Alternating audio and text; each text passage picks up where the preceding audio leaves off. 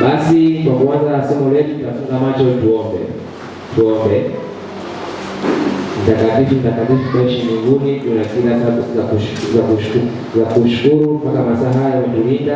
Na tunapoenda kuanza somo letu, basi kwa Mungu basi mambo ukae nasi na tuweze kujifunza, tuweze kusaidia, tuweze kushika, tuweze kuyafanya. Tunaomba maombi haya katika jina la Yesu. Amina. Basi somo letu la leo limepewa kichwa cha somo kinachosema mkono wafunga mlango. Na somo letu limejikita sana katika Biblia, katika kitabu cha Mwanzo. Na kwa kuanza tutasoma fungu mstari wa 6 mpaka mstari wa 10 Mwanzo 6 mstari wa 13 mpaka 14. Tunasema Mungu akamwambia Nuhu, mwisho wa kila mwenye mwili umekuja mbele zako, kwa sababu ameijaza dunia dhuluma, basi itawaharibu pamoja na dunia. Mstari wa 14, ujifanyie safina ya mti wa mvinje, fanya na vyuma ndani ya safina, ukaifunike ndani na nje kwa lami. Amina. Kisa chetu cha leo kitajikita sana kuhusu kisa cha Nuhu. Na kwa kuanza, Nuhu aliambiwa na Mungu aweze kujenga safina, maana dunia ilitenda dhambi, watu walikuwa wamejaa dhambi, jeuri, ukatili, hawakumsikiliza Mungu tena. Binadamu waliishi kwa kufuata tamaa zao, hawakujali mambo ya haki, na vurugu ilitapakaa kote duniani. Biblia inasema Mungu akamwambia, alihuzunika kuwa amemuumba mwanadamu kwa sababu ya kiwango kikubwa cha uovu. Lakini katikati ya jamii iliyopotoka, Nuhu alisimama kinyume na ulimwengu. Alikuwa mtu mwema, mcha Mungu, mwenye kutii na aliishi kwa uadilifu. Kwa sababu hiyo, Mungu alimchagua yeye na familia yake kuwa miongoni mwa wale watakaookoka adhabu ile ambayo inakuja.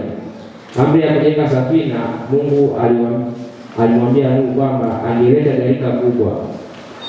Tunaona pale katika television, Mungu alileta gharika kubwa na kuangamiza dunia pamoja na viumbe vyote vilivyoko juu ya nchi. Hivyo akamwagiza Nuhu ajenge safina maalum, meli kubwa kwa vipimo. Tunaona pale kuna meli kubwa. Sikufanikiwa kupata picha ile ya meli, lakini ni meli kubwa kwa mbao. Hiyo meli iwe kwa mtu wa mvunje, iwe na nyumba ndani, iwe lami ndani na nje, iwe na ghorofa 3, iwe na mlango mmoja, iwekwe dirisha juu. Wakati Nuhu anajenga safina, watu wengi walicheka na kumdhihaki. Ni jambo lisiowekwa kwamba watu anajenga meli kubwa katikati ya nchi kavu bila bahari. Lakini Nuhu hakuacha, aliendelea kumtii Mungu bila kusita. Wanyama kwa walijenga safina ile. Baada ya miaka mingi safina kukamilika, Mungu alimwambia Nuhu aingie ndani ya safina na familia yake, mke wake, wana wake pamoja na wake zao. Mungu pia alimletea wanyama wa kila aina, wanyama wawili asiye safi, 7 wa kila mnyama aliye safi, ndege wa kila aina, wadudu na viumbe vyote vya nchi kavu. Wale wanyama hawakuletwa na Nuhu, Mungu mwenyewe aliwaongoza hadi safinani. Gharika ikaanza. Siku iliyokuja Mungu mwenyewe alifungua mlango wa safina, ndipo mvua nzito ilipoanza kunyesha. Ilinyesha kwa siku 40 usiku na mchana. Chemchemi na vilindi zilipasuka.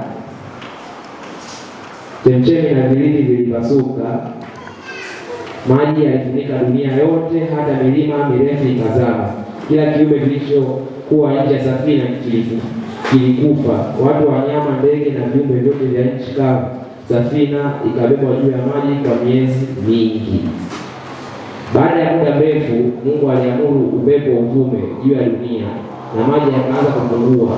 Safina ilikaa juu ya mlima Ararati. Nuhu alituma kunguru, akawa anarudi bila kupata pahala pa kukaa. Kisha akatuma njiwa. Mara ya kwanza njiwa hakurudi bila kitu.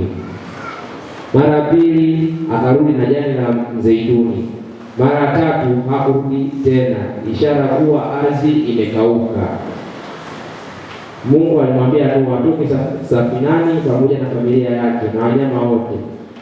Walipotoka, Nuhu alimjengea Mungu madhabahu na kutoa sadaka kwa Bwana kama shukrani.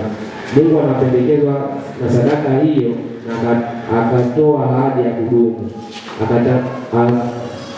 Ataangamizi tena dunia kwa gharika. Aliweka upinde wa mvua angani kwa alama ya agano. Upinde wa mvua unakumbusha ahadi ya Mungu ya rehema na ulinzi. Hii ndiyo stori ya kisa chetu cha Nuhu, kuanzia uovu wa dunia, agizo la kujenga safina, gharika, hadi agano la upinde wa mvua. Wangapi tumeelewa somo la leo? Amina. Basi kwa kufunga kipindi chetu cha Hubiri Kuu, nitamkaribisha mtoto mmoja kupatia ombi la kufunga. Karibu. Asante kwa somo letu haya. Napenda kuendelea na somo mengine zaidi ili tuweze kuelewa haya yaliyofundishwa kwa mbele. Naomba kwa jina la Yesu.